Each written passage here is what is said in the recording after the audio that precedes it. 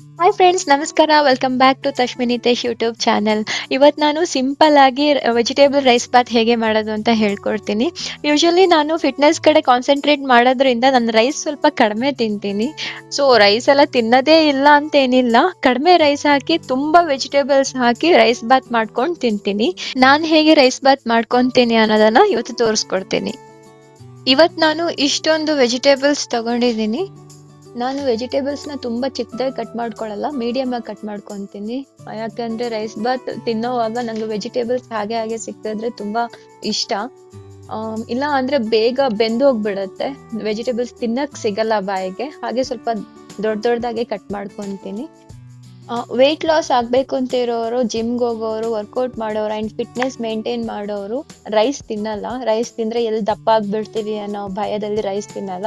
ಅಂಥವರು ಈ ಥರ ರೈಸ್ ಬಾತ್ ಮಾಡ್ಕೊಂಡು ತಿನ್ಬೋದು. ತುಂಬ ವೆಜಿಟೇಬಲ್ಸ್ ಹಾಕಿ ಸ್ವಲ್ಪ ರೈಸ್ ಹಾಕಿಬಿಟ್ಟು ಮಾಡ್ಕೊಂಡು ತಿನ್ಬೋದು. ನಾನಂತೂ ಡೈಲಿ ರೈಸ್ ಐಟಮ್ಸ್ ತಿಂತೀನಿ. ನಾನಿವಾಗ ಪುದೀನ ಸೊಪ್ಪು, ಕೊತ್ತಂಬರಿ ಸೊಪ್ಪು, ಬೆಳ್ಳುಳ್ಳಿ, ಕರಿಬೇವು, ಟೊಮೆಟೊ, 1 ಆನಿಯನ್ ಆ್ಯಂಡ್ 3 ಹಸಿಮೆಣಸಿನ್ಕಾಯಿನ ಕಟ್ ಮಾಡಿ ಇಟ್ಕೊಂಡಿದ್ದೀನಿ. ಆ್ಯಂಡ್ ತರಕಾರಿಗಳು ಕಟ್ ಮಾಡಿ ಇಟ್ಕೊಂಡಿದ್ದೀನಿ ಆಲ್ರೆಡಿ. ಆ್ಯಂಡ್ ರಾತ್ರಿ ಕಾಳುಗಳು ನೆನೆಸಿಟ್ಟಿದ್ದೆ, ಅದನ್ನು ತಗೊಂಡಿದ್ದೀನಿ. ಕಾಳುಗಳು ತುಂಬ ಒಳ್ಳೇದು ನೆನೆಸಿಟ್ಟಿರೋದು. ಇವಾಗ ನಾನು ಕುಕ್ಕರ್ ಇಟ್ಕೊತಾ ಇದ್ದೀನಿ. ಕುಕ್ಕರ್ಗೆ 2-3 ಟೇಬಲ್ ಸ್ಪೂನ್ ಅಷ್ಟು ಆಯಿಲ್ ಹಾಕೊತಾ ಇದ್ದೀನಿ. ನಾನು ಅಡುಗೆಗೆ ತೆಂಗಿನೆಣ್ಣೆ ಯೂಸ್ ಮಾಡ್ತೀನಿ, ಬೇರೆ ಯಾವ ಎಣ್ಣೆ ಯೂಸ್ ಮಾಡಲ್ಲ. ತೆಂಗಿನೆಣ್ಣೆ ಮಾತ್ರ ಯೂಸ್ ಮಾಡೋದು. ಇದು ನಾವು ಊರಿಂದ ತಗೊಂಡ್ಬರ್ತೀವಿ. ಇವಾಗ ಎಣ್ಣೆ ಬಿಸಿ ಆದಮೇಲೆ ಅರ್ಧ ಸ್ಪೂನ್ ಜೀರಿಗೆ, 3-4 ಬೆಳ್ಳುಳ್ಳಿ ಆ್ಯಂಡ್ ಕರಿಬೇವಿನ ಸೊಪ್ಪನ್ನ ಹಾಕೊತಾ ಇದ್ದೀನಿ ಸ್ವಲ್ಪ. ಹಾಗೆ ಎಣ್ಣೆಯಲ್ಲಿ ಫ್ರೈ ಆಗೋ ತನಕ ವೇಟ್ ಮಾಡ್ತೀನಿ. ಇವಾಗ ಹಸಿಮೆಣಸಿನ್ಕಾಯಿ ಮತ್ತು ಈರುಳ್ಳಿನ ಹಾಕಿ ಫ್ರೈ ಮಾಡ್ಕೊತಿದ್ದೀನಿ. ಈರುಳ್ಳಿ ಸ್ವಲ್ಪ ಬ್ರೌನ್ ಕಲರ್ ಆಗೋ ತನಕ ಫ್ರೈ ಮಾಡಬೇಕು.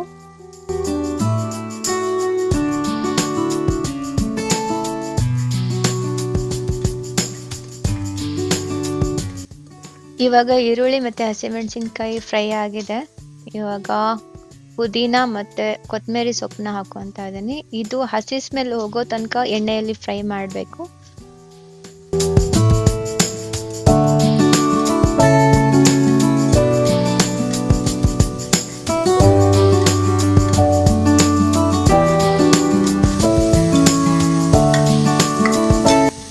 ಇವಾಗ ಟೊಮೆಟೊ ಹಾಕೊಂಡು ಫ್ರೈ ಮಾಡ್ಕೊತಾ ಇದ್ದೀನಿ. ಇನ್ನೊಂದು 1 ನಿಮಿಷ ಫ್ರೈ ಮಾಡ್ಕೊತೀನಿ ಎಣ್ಣೆಯಲ್ಲೇ. ಆಮೇಲೆ ವೆಜಿಟೇಬಲ್ಸ್ ಹಾಕೊತೀನಿ ಅದಕ್ಕೆ. ಟೊಮೆಟೊ ಸ್ವಲ್ಪ ಫ್ರೈ ಆದಮೇಲೆ ಹುರಿದ್ಕೊಂಡಿರೋ ಕೊರಿಯಾಂಡರ್ ಪೌಡರ್ 1 ಸ್ಪೂನ್ ಹಾಕೊತೀನಿ. ಆಮೇಲೆ 1/2 ಸ್ಪೂನ್ ಹಳದಿ powder and 1.5 spoon red chilli ಪೌಡರ್ನ ಹಾಕೊತೀನಿ. ಯಾಕೆಂದರೆ ಗ್ರೀನ್ ಚಿಲ್ಲಿ 3 ಹಾಕಿದ್ದೆ, ಅದು ಖಾರ ಇಲ್ಲ. ಸೊ ನಾನು 1.5 ಸ್ಪೂನ್ ಹಾಕೊತಾ ಇದ್ದೀನಿ. ಇವಾಗ ಈ ಮಸಾಲೆಗಳು ಫ್ರೈ ಆಗಿದೆ. ಇವಾಗ ನೆನೆಸಿಟ್ಟ ಕಾಳು ಮತ್ತು ತರಕಾರಿಗಳನ್ನ ಹಾಕೊಂಡು ಸ್ವಲ್ಪ ಫ್ರೈ ಮಾಡ್ಕೊತೀನಿ.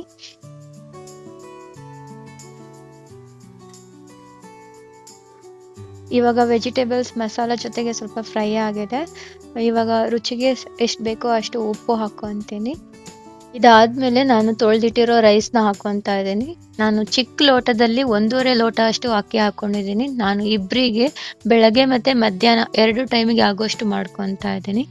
ಇದು ಜಾಸ್ತಿ ಆಗುತ್ತೆ, ವೆಜಿಟೇಬಲ್ಸ್ ಜಾಸ್ತಿ ಇರೋದ್ರಿಂದ ಕ್ವಾಂಟಿಟಿ ಜಾಸ್ತಿ ಆಗುತ್ತೆ. ಇವಾಗ ನಾನು 1.5 ಲೋಟ ರೈಸ್ ತೊಗೊಂಡಿದ್ದೀನಿ ಅಲ್ವಾ, ಸೊ ನಾನು 3 ಲೋಟ ನೀರು ಹಾಕಬೇಕು. ಬಟ್ ನಾನು 3.5 ಲೋಟ ನೀರು ಹಾಕ್ತಾ ಇದ್ದೀನಿ ವೆಜಿಟೇಬಲ್ಸ್ ಇರೋದ್ರಿಂದ. ಬಟ್ ಉದ್ರಾಗಿ ಬರುತ್ತೆ ರೈಸು. ನಾನು ಇದೇ ಲೋಟದಲ್ಲಿ ರೈಸ್ ಹಾಕ್ಕೊಂಡಿದ್ದು.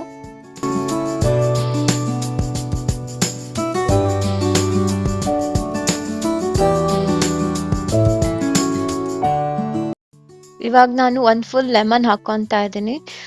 ನನಗೆ ಸ್ವಲ್ಪ ಹುಳಿ ಹಾಕಿದರೆ ತುಂಬ ಇಷ್ಟ, ಸೊ ಸ್ವಲ್ಪ ಜಾಸ್ತಿನೇ ಹಾಕ್ತೀನಿ ನಾನು ಲೆಮನ್. ತುಂಬ ರುಚಿಯಾಗಿರುತ್ತೆ, ಸ್ವಲ್ಪ ಸ್ಪೈಸಿ, ಸ್ವಲ್ಪ ಹುಳಿಯಾಗಿ ತುಂಬ ಚೆನ್ನಾಗಿ ಬರುತ್ತೆ ರೈಸ್ ಬಾತ್. ಇವಾಗ ಫೈನಲಿ 2 ಟೇಬಲ್ ಸ್ಪೂನ್ ತುಪ್ಪ ಹಾಕೊತಾ ಇದ್ದೀನಿ. ಹಾಗೆ ಮೇಲೆಯಿಂದ 2 ಸ್ಪೂನ್ ತುಪ್ಪ ಹಾಕಿ ಹಾಗೆ ಕುಕ್ಕರ್ ಮುಚ್ಚಳನ ಮುಚ್ತಾ ಇದ್ದೀನಿ. ಒಳ್ಳೆ ಟೇಸ್ಟ್ ಬರುತ್ತೆ ಇದು. ನಾನು 3 ವಿಸಲ್ ಕೂಗಿಸ್ತೀನಿ.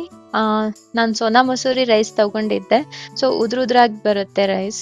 ನಾನು ಜಾಸ್ತಿ ಮಸಾಲ ಪೌಡರ್ಗಳನ್ನ ಯೂಸ್ ಮಾಡಲ್ಲ. ಈ 3 ಪೌಡರ್ ಮಾತ್ರ ಯೂಸ್ ಮಾಡ್ತೀನಿ. ಹಳದಿ powder, coriander powder and chilli powder, ಇದು 3 ಮಾತ್ರ ಯೂಸ್ ಮಾಡ್ತೀನಿ. ಜಾಸ್ತಿ ಮಸಾಲ ಹಾಕಿದ್ರೆ ನನಗೆ ಇಷ್ಟ ಆಗಲ್ಲ ಆ್ಯಂಡ್ ಆ ಫಿಟ್ನೆಸ್ ಕಡೆ ಕಾನ್ಸಂಟ್ರೇಟ್ ಮಾಡ್ತೀನಿ ಅಂತ. ಸೊ ತುಂಬ ಮಸಾಲ ಐಟಮ್ಸ್ಗಳನ್ನ ತಿನ್ನಲ್ಲ. ಹೀಗೆ ಸಿಂಪಲ್ ಆಗಿ ಮಾಡ್ತೀನಿ. ಇವಾಗ ರೈಸ್ ಬಾತ್ಗೆ ರೈತ ಪ್ರಿಪೇರ್ ಮಾಡ್ತಾ ಇದ್ದೀನಿ.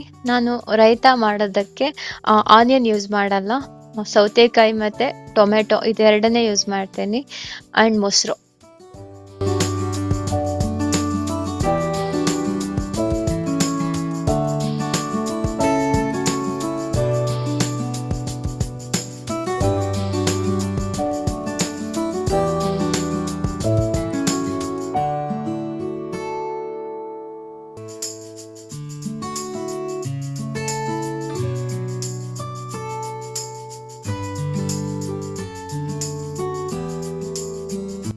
ಇವಾಗ ನಾನು ಟೊಮೆಟೊ ಮತ್ತು ಸೌತೆಕಾಯಿನ ಚಿಕ್ಕದಾಗಿ ಹೆಚ್ಚಿಕೊಂಡು ಮೊಸರು ಮಿಕ್ಸ್ ಮಾಡ್ಕೊತಾ ಇದ್ದೀನಿ ಆ್ಯಂಡ್ ರುಚಿಗೆ ತಕ್ಕಷ್ಟು ಉಪ್ಪು ಮತ್ತು ಇನ್ನೊಂದೇನೆಂದರೆ ನಾನು 1/2 ಟೇಬಲ್ ಸ್ಪೂನ್ ಅಷ್ಟು ಜೀರಾ ಪೌಡರ್ನ ಆ್ಯಡ್ ಮಾಡ್ತೀನಿ. ಫ್ಲೇವರ್ ಚೆನ್ನಾಗಿರುತ್ತೆ, ತುಂಬ ಟೇಸ್ಟಿ ಆಗಿರುತ್ತೆ. ಸೊ ಅದಕ್ಕೆ ಆ್ಯಡ್ ಮಾಡ್ತೀನಿ.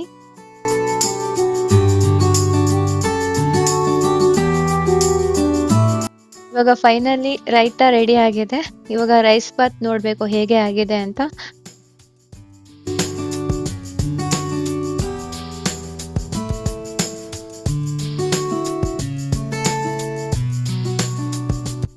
ಚೆನ್ನಾಗಿ ಬಂದಿದೆ ರೈಸ್ ಬಾತ್, ತುಂಬ ಉದ್ರುದ್ರಾಗಿ ಬಂದಿದೆ. ರೈಸ್ ಆ್ಯಂಡ್ ವೆಜಿಟೇಬಲ್ಸ್ ಎರಡು ಚೆನ್ನಾಗಿ ಬೆಂದಿದೆ. ತುಂಬ ಸ್ಮ್ಯಾಶ್ ಆಗಿಲ್ಲ, ಯಾವುದೂ ಕರೆಕ್ಟಾಗಿ ಬೆಂದಿದೆ. ನೀವೂ ಟ್ರೈ ಮಾಡಿ ಸೇಮ್ ರೆಸಿಪಿ. ತುಂಬ ಕಷ್ಟ ಏನಿಲ್ಲ, ಈಸಿ ರೆಸಿಪಿ ಇದು. ತುಂಬ ಮಸಾಲ ಪೌಡರ್ಸ್ ಬೇಕಾಗಿಲ್ಲ. ಇನ್ನೊಂದೇನೆಂದರೆ ನಾನಿಲ್ಲಿ ಮಿಕ್ಸಿ ಯೂಸ್ ಮಾಡಿಲ್ಲ, ನಾನು ಏನನ್ನು ಗ್ರೈಂಡ್ ಮಾಡ್ಕೊಂಡಿಲ್ಲ ಮಸಾಲ ಐಟಮ್ಸ್ನ, ಹಾಗೆ ಮಾಡಿದ್ದೀನಿ. ಸೊ ಕ್ವಿಕ್ಕಾಗಿ ಈಸಿಯಾಗಿ ಮಾಡ್ಕೋಬೋದು. ನೀವು ಟ್ರೈ ಮಾಡಿ.